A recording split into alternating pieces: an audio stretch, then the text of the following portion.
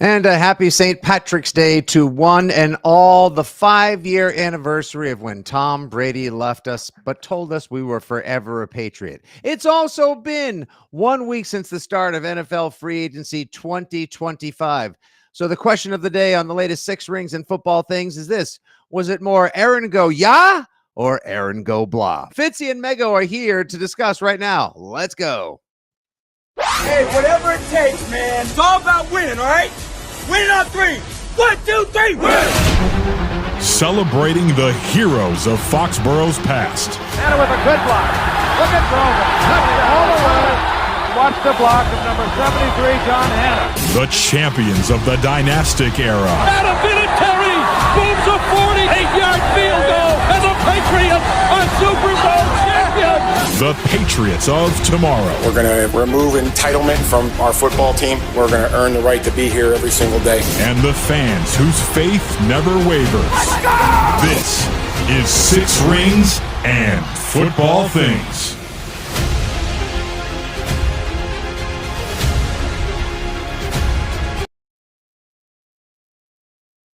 Yes, indeed. Six Rings and Football Things returns. Happy to have you as we record live in the lunchtime hour of St. Patty's Day 2025. The fabulous, wonderful, and talented Miss Megan Onalini alongside your old pal, Nick Fitzy Stevens here. And Mego, free agency 2025. It is but a week old for your New England Patriots. They made the biggest, the loudest, and most expensive splashes of any team, but just 7 days prior. And then after the initial wave of the latest round of uncharacteristically aggressive spending, they've kind of gone quiet. There have been a few minor signings along the way. Unfortunately, the most noise they've been making recently has been watching other people and other teams sign their high-priced free agents, or rather, watching potential wide receiver ones eschew the East Coast for the Pacific Northwest. So what's your take? What's your feel a week into the free agency? How have the Pats done, and what do we need to do next? So I would say that my biggest takeaway remains the holes that are on offense. And that's basically because since we last talked, Fitzy, there's another big hole. David Andrews walking out the door. And I know you've talked to a lot of people about that. He doesn't just leave the hole of the leadership and being yet another Super Bowl champ with John Jones that is not returning to this team and closing that chapter of the Patriots dynasties. But also, who's going to play center now? Is it going to be Cole Strange like they were trying to do in week 17 last year? Are they going to bring back Ben Brown, somebody who I really enjoy and I think has a great attitude? Are they going to go try to get Garrett Bradbury from the Vikings? But the Vikings want to get rid of him because he's too small. Okay, so I look at this and I go, I love that they spent.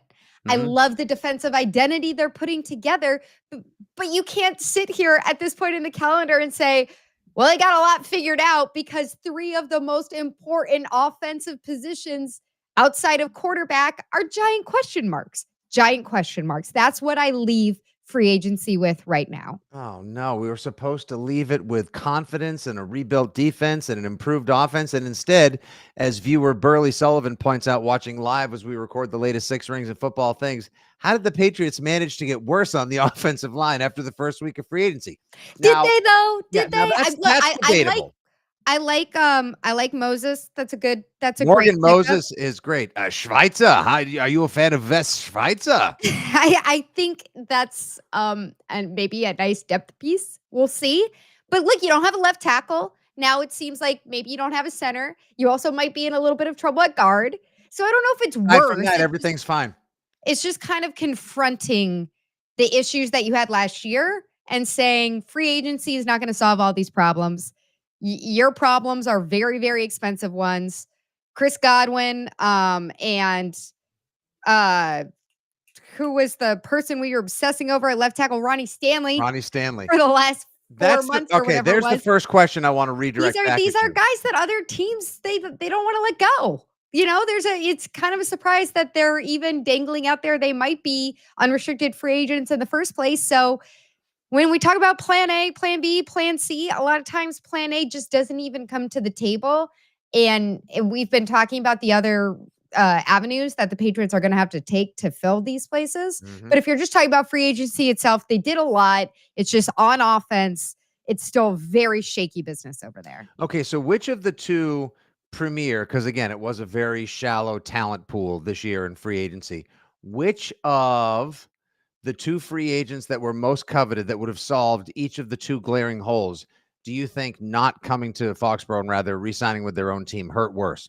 Oh, definitely Ronnie Ronnie Stanley? Stanley. Yeah, see, I was going to say Without even a more doubt. than Godwin. Same here. Yeah. If they And ever had a chance to pay him 4 years, $96 million, which would have been 36 more overall than he's getting in Baltimore, we would all be breathing such a massive sigh of relief, like a sigh of relief as gusty as the winds that have plagued the Northeast all winter long. Because then you would have just known, like, okay, Drake is protected. Now you can take a flyer on a left tackle in the draft, but it's not a premium position of need that is going to affect your first 3 or 2 rounds in the draft. You would have eliminated all of the anxiety surrounding that. You would have finally put to bed the narrative of the last 3 freaking years. How come the Pats can't get a left tackle? It is literally turning into a running joke regionally and nationally, Mego, that the Patriots can't get a left tackle and or a wide receiver one. And so when Cooper Kupp flew the Cooper Coop on Friday night and went to Seattle, I jumped on and did a quick emergency podcast about it, and people, tried to write it away as like, it's an overpay, or he never wanted to leave the West Coast. Nah, you know what you do? You just, if you raise a bag this big and he's like, I don't know, then you know what? You go find the second bag and you hold that one up too and say, we know this is a seismic overpay, but we need you that badly. So come get a house. You get David Andrews' house is going to be available. You can go live in Franklin or Norwood or Foxborough or something. We'll show you what's up. And so, yeah, that's the reason why I can't give the Patriots free agency an A thus far, because there's still two glaring giants. Oh, I'm definitely not giving it an A. Again, I love that they spent. It's great. I like that they're trying to put together this very elite defensive identity. Great. It just feels like my SAT scores in high school. Like my verbal says Yale. My math says, I don't know. I don't want to offend anyone. So maybe just see work in progress for the rest of my life. So I that's how I feel about the Patriots moves in free agency right now. That all said, why I say Ronnie Stanley is such a miss for them and him not being even getting to market is that you just don't see left tackles shake loose when they're good. So wide receivers, we get to this point and I see people in the chat already saying like, hey, look, it's only March. Why are we freaking out? Why are we panicking? We're not, but we are looking at major holes on the offensive side of the ball. And wide receivers will shake loose. Wide receivers will get released. Wide receivers around the draft will suddenly get traded. And guys like Brandon Ayuk and Tyler Lockett and who knows. And there'll be a big trade that nobody saw coming. And Randy Moss got traded back in 2007 during the draft. These things happen, but they don't happen with left tackles unless you're the Commanders working with the Houston Which, Texans. by the way, can I just say for you as well, your team is going for it. You have covered the Patriots regionally for years now. Dietrich Wise and John Jones, locker room leaders, community pillars, and still pretty damn good role football players have joined your team. You guys your team traded for a top 5 left tackle. You gave up a boatload of picks, but you still had plenty to offer, and that's a pressing need for a team that made it miraculously to the NFC Championship and realizes, hey, you know what? A lot of times Super Bowl teams have to take a step back. Why not us? And why not now? They went for it, and I freaking love what the Commanders have done this offseason, and you should be too. Also, shout out to all of our viewers on YouTube, X, Twitter, Facebook, and beyond. A regular in the chat, Jeff Stenberg. Has Fitzy mentioned Ladd McConkey yet? I'm ready to play the drinking game. We'll all be hammered by one. No, I haven't. But I'm still, the more I hear people like say Lad Tricks Day is what that game Lad is. Tricks Day. I love it. I'm going to buy a freaking Ladd McConkey Chargers jersey and I'm going to wear it. I'm going to wear it to home games and people can boo me and throw overpriced hot dogs and beers at me all they want because it still hurts to this day. And so when I have to listen to Todd McShay on our old pal Brian Barrett's podcast the other night, talking about breaking down players in the draft, what they thought about free agency and how that's going to affect a number of teams' efforts to secure glaring needs. When Todd McShay says, if Jalen Polk has a bounce back season, I mean, it's tough not to bounce back from 12 for 87 and 2 touchdowns for God's sakes. But if Jalen Polk can bounce back, really take better coaching from Vrabel, McDaniels, and, elevate his game this year, he might be a solid 3 or 4 option one day. That's what you took. That's what they took. That's how I don't want Elliott Wolf anywhere near the button that says draft this receiver now, anytime soon. Just get him away. He has continued this lineage of horror that has been the Patriots not being able to draft and develop receivers, Mego. Yeah, and I agree. But again, like with the receiver position, I'm just less concerned because receivers move.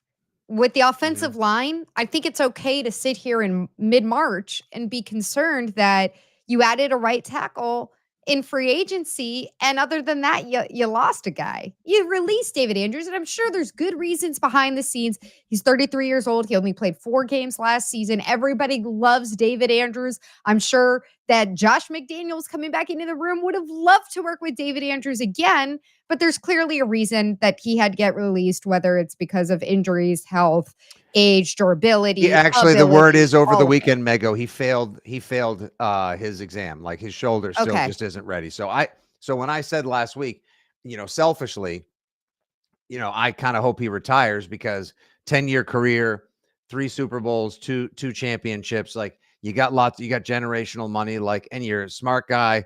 You're already on a podcast. You'll be in broadcast. Like, take the major W's that your 10-year career, being an undrafted center out of Georgia, have given you. Walk with those blessings, and be safe and smart. I think like when we look at these positions on offense, Fitzy, what I was thinking about last night when the Bengals news came out about Jamar Chase and T. Higgins both Good getting for them. extensions and so much guaranteed cash. So kudos to Cincinnati for doing Joe Burrow a solid. What I thought about was it last year or the year before?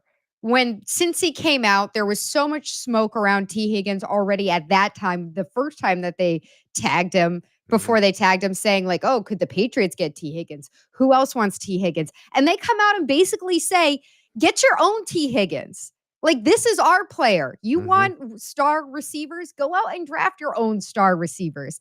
And I think that once again, this is just a lesson in the Patriots having to sit with the consequences of their past drafts. And we've been talking about it for 5 years at this point, as you noted, basically since Tom Brady left in 2020, and we were all depressed for many reasons back then. That damn Hulu ad, I still get mad when I see it. But this is why the draft matters so much for those positions, and why it's frustrating to sit here and look back and see that Cole Strange was taken in the first round. All due respect for somebody I like a lot, and I want to be able to play center or guard this season.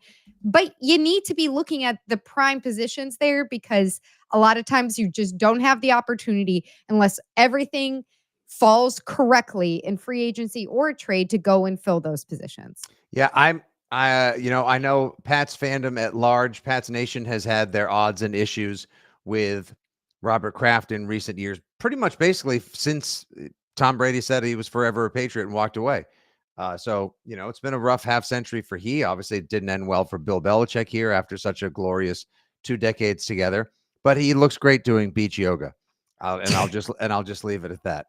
My God, oh Jordan. But the one thing that Robert Kraft said that I believe is inarguable and indisputable is you got to build good teams through the draft. When you sign in free agency like the Patriots did, they shored up a number of their holes and points, and issues on defense. That's great. Maybe Milton Williams will be the new Jeffrey Simmons, as we read about over the weekend. I believe that was in Mike Reese's piece at ESPN.com, that he's going to do great.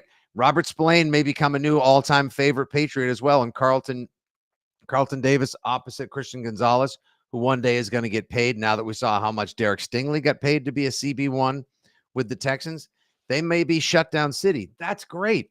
But you still need to draft defensive depth, because you have lost a few players like Wise, like Jonathan Jones, and one of my favorites over the weekend, great rotational defensive lineman, Daniel Aquale, signed with the Steelers. Godshow's gone. And on offense, I mean, you got Drake. It's still Drake and sure, Hunter Henry's a nice piece. Yeah, Hooper's depth. Ramondre, the jury is out for some. But it's Drake and that has to get solved ASA. And a barefooted glue guy. And a barefooted glue guy. By the way, can I read to you what I think may be the most terrifying thing I have read regarding the New England Patriots to date? This also from Mike Reese's weekend piece titled, Patriots address defense and free agency. What about offense? Similar themes to what we're discussing today, Mego. So Mike gets into talking about the wide receiver issue. You ready for this? Here we go. I'll start in with the offensive line quote, and then I'll get into the wide receiver line from Mike. With that in mind, if the Patriots were playing a game today, they would likely be hoping Vidarian Lowe would protect May's blind side at left tackle. 2024 fourth-round pick Layden Robinson solidified left guard, and fourth-year players Ben Brown or Cole Strange hold down the fort at center. As for receiver, Mac Hollins or Kayshon Boutte project as the number one options at this point. Yeah, they got work to do, Fitzy. If I'm Drake Are May, you shitting me, as my Uncle Bob would say? if I'm Drake May, I'm like, number one, very happy for UNC in the tournament. But even though tough loss to do Duke they over the really weekend. belong in the tournament? I mean, I'm thinking as Drake May right now. I'm not thinking as Megan Ottolini. I'm thinking as Drake May. Drake May's Right. happy. But looking Sure. around and going, I like this new coach. I have confidence in Josh McDaniels. But what else are you guys doing for me? Right now, what are you giving me? You know, Mhm. so far, there's not a whole lot of value add for Drake May. So far, the entire offense remains Drake May. And Mhm. so are you confident that any of the trades left that at least we have on the radar can significantly improve? I'm not interested in Stephon Diggs. I think it's I'm not either. And what about Keenan Allen? I mean, or Keenan Amari Allen. Cooper? Like, Keenan Allen and Amari Cooper, like, I guess those are upgrades, but for the amount that you'd have to spend on them, I don't think that is necessarily the answer either. You know, I don't know. Could you get an Ayuk? Could you get Tyler Lockett in a trade? I'm not sure. I he's been think that fully those released. Tyler Lockett is I'm just out sorry. there. He's out there in the wild. Catching up this Monday. He's Tyler Lockett. Tyler Lockett is crushing Borgs in Southie right now. Like he's Oh my God. what is wrong? By the way, what is What wrong with I people? didn't know what that word was until I don't- yesterday. I knew what it was long before that. It was the Okay. collective of robots in space from Star Trek many years Okay. ago. Cyborgs? Yeah, exactly. The Borg, the collective, the hive mind. Okay. They look like those stupid little sugary drinks we drank as kids called Hugs, except like yeah. those The sugary jumbo. awful. Yeah, but it just jumbo Hugs. And what does it stand for? Like blackout something. I don't- Blackout rage, rage something. juice. I don't know. No, that'd be Borgia. Blackout rage gallons, I think, or something like Oh, that. that's what it is. Anyway, You're right. long story short, we're screwed as a people. We already knew that for a million different reasons. But man, okay, hold on. So people see Mego, I'll take. So if people are so wide receiver one desperate, Ultima Josh, I'll take Diggs. Cliff Miller, trade for CD. Why would they give up on CD Lamb just because they're a No. little cap strapped? He's awesome. Okay, Robert Louis Steele the fourth, a regular here. I love the Olave possibility. Yeah, Chris Okay. Olave underperformed and has been a little bit dinged up in recent year. But he could be really good still. Why would the Saints just decide, you know what, we're not gonna pay this guy. We're done. Because the Patriots want him. That's why. Mhm. No, I don't know that they do. But again, this is where I was very interested in some of the comments that came out at the end of last week from the Patriots saying, you know, it's March. We know that what we have in the room right now is not what's going to win games for us, that there's still more work to Mhm. do. And it's like, yeah, no shit. Because what you have in the room right now, you can't even field the offense right now. All right, so let's go to so you guys, if you want to get some of the latest scoops as well outside of Six Rings, there's the Mike Reese piece as well. He talked about the Milton Williams and Jeffrey Simmons. And look, I love all these defensive pieces. And like we outlined last week, Mego, it made sense for the Patriots to go headlong, more expensively, more aggressively, and deeper into the defensive free agency pool because there was more talent on that side. Yeah, they were available. And I see again, like Mhm. we go through these, but newsflash from Andrew Murray, left tackles and wide receiver ones don't make free agency unless they are washed or total pains in the ass. It's kind of where we started. And it's just, once again, the Mhm. Patriots being forced to eat their vegetables, but every year they pick the wrong vegetables or they just knock them off the table. Damn it. So Stop trolling me, Jeff Stenberg. We can't get McConkey unless there's another one out there. All right, yeah, let's talk Lynn Swan out of retirement. This is how crazy we've gotten. I do want to share this from Karen Garigian's piece over the weekend. From her news and notes, for the Patriots, the Travis Hunter question looms larger than ever is the headline. The long and short of it, was that the Patriots signed Carlton Davis, and now they've got a dynamite, maybe a top 3, top 2 cornerback tandem in the NFL now with Christian Gonzalez and Carlton Davis. That's great. And so she asked, what happens if Travis Hunter falls to number 4 and he's available when the Patriots are poised to make their opening pick in this draft? Do they draft a left tackle instead out of desperation because many pundits believe Hunter should play corner in the NFL? Answer, they better not. If they do, they're crazy. Ready for this? This is a nice little mic dropper here for Karen, who's the best, as you full well know. Privately, the Patriots consider Hunter not only the best cornerback in the draft, but the best receiver as well. Okay. So if she has, and her intel is unflappable, if her intel is that inside the building, the Patriots believe the top corner and the top receiver are the same person, and you can figure out a way in combination to try to use him. Let's say you treat him like 2004 Troy Brown. He plays corner if he needs to, but otherwise he's a receiver. Or you just make him a receiver and you put him in as a third corner, Hail Marys, some little slot action, maybe 15 plays on defense when they're like when you have big drives, you have moments where you got to get a stop. I think they would want to use him more as a receiver. Then I saw someone who's going to be joining us on the show soon, at Scouted, SCOUTD on Twitter, pointed out earlier, Travis Hunter and Chad Ochocinco are the exact same size. 6'1", $188. So I allowed myself to think for a second, wait, Chad Ochocinco, no one complained about his narrow shoulders or his frailty or whatever. What he was an absolute star and someone who opened up and unlocked and gave us the idea, Mego, that Cincinnati could have a dynamite offense years ago as well. So how do you feel if they get to 4 and Hunter's available now? Would almost seem impossible to pass him up. Yeah, because it's both. It fills both things. It's drafting for need and drafting best player available. So to me, it's that simple.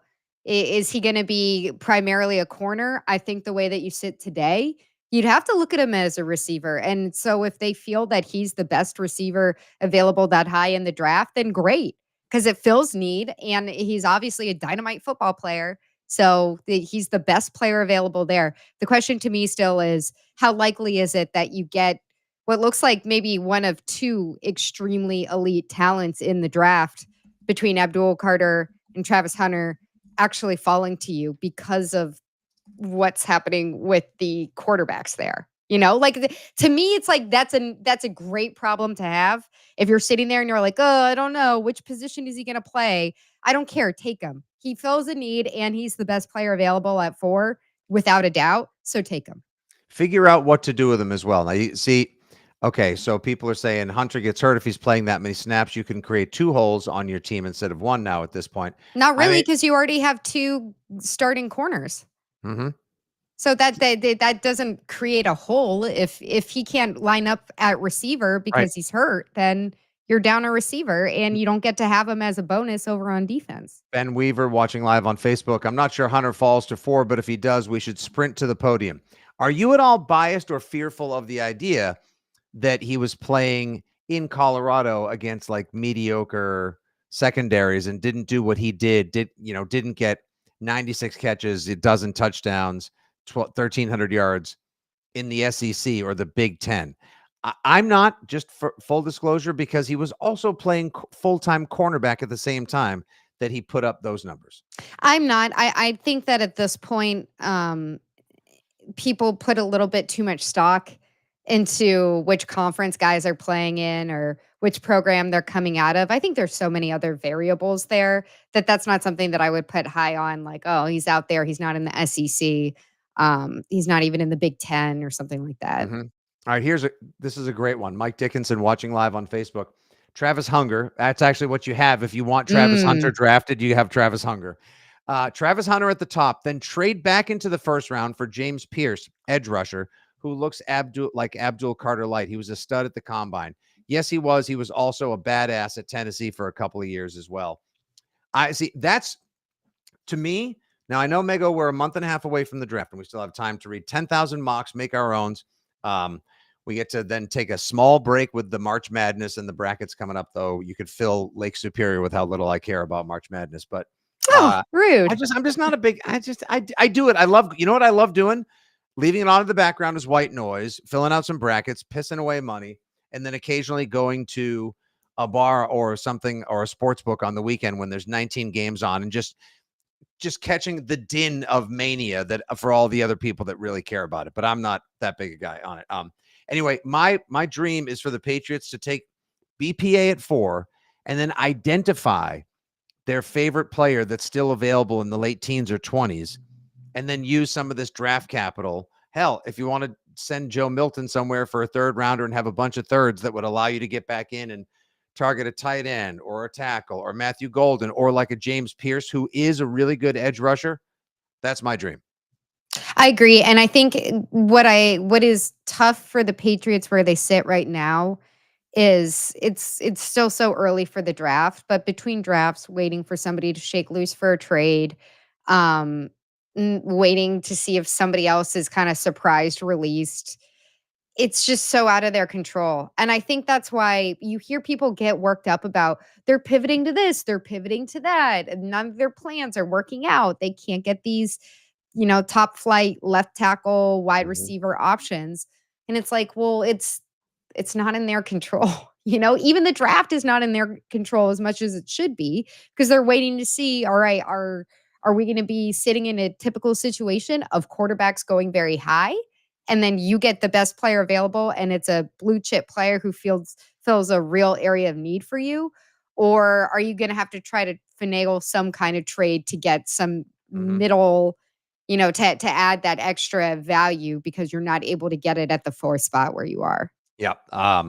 There are a lot of tackles by all accounts.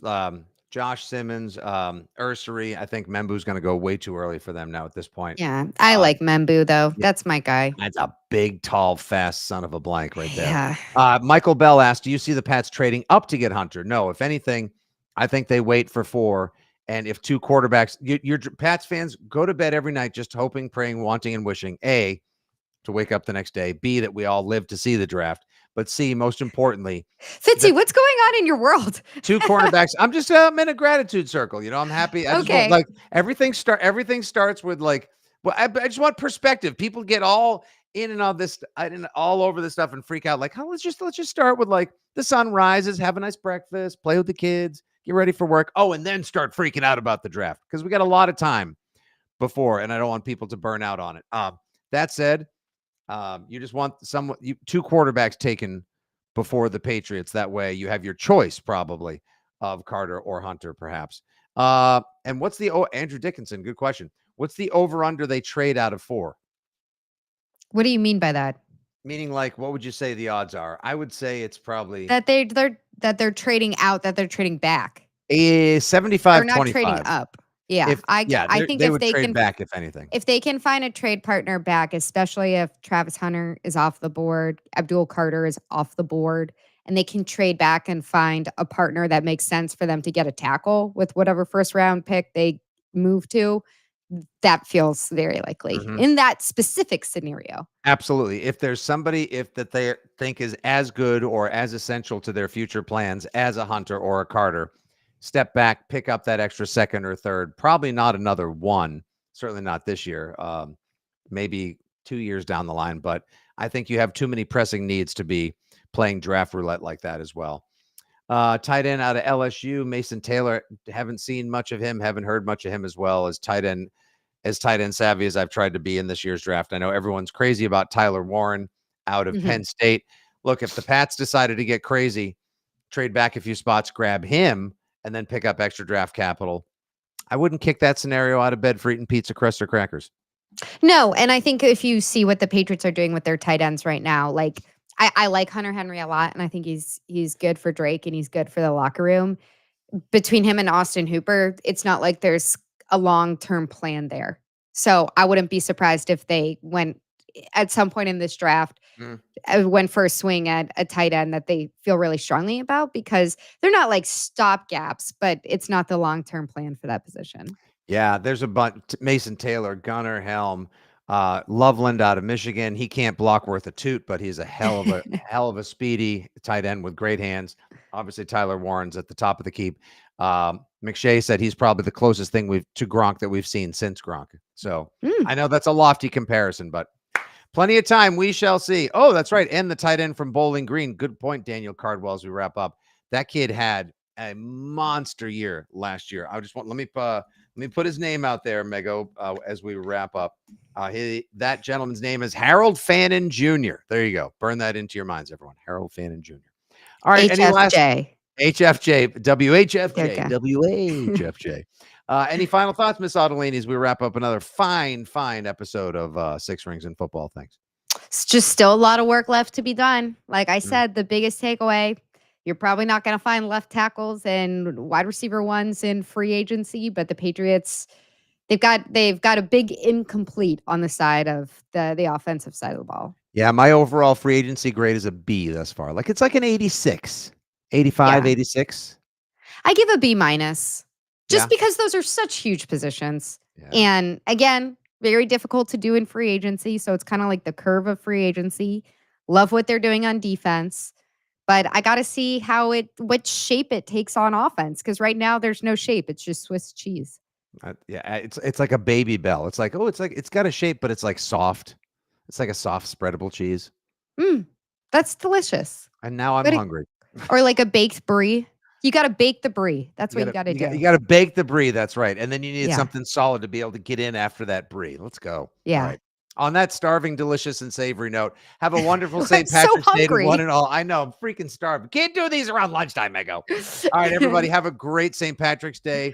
If you happen to have caught this live or listened to it early on, she is Miss Megan Ottolini. Follow her on the X at Megan_Ottolini. Your old pal, Nick Fitzy Stevens at FitzyGFY, here with you as well. We're getting out of free agency. We're getting into mock draft season a little over a month to go. So much excitement, so many analysts, so many great guests to come here on Six Rings and Football Things. Tell your friends, tell your family, tell everybody to make sure they subscribe on Apple Pod, Spotify, the Odyssey app, or wherever awesome football talk is found. Take care. God bless. Good day.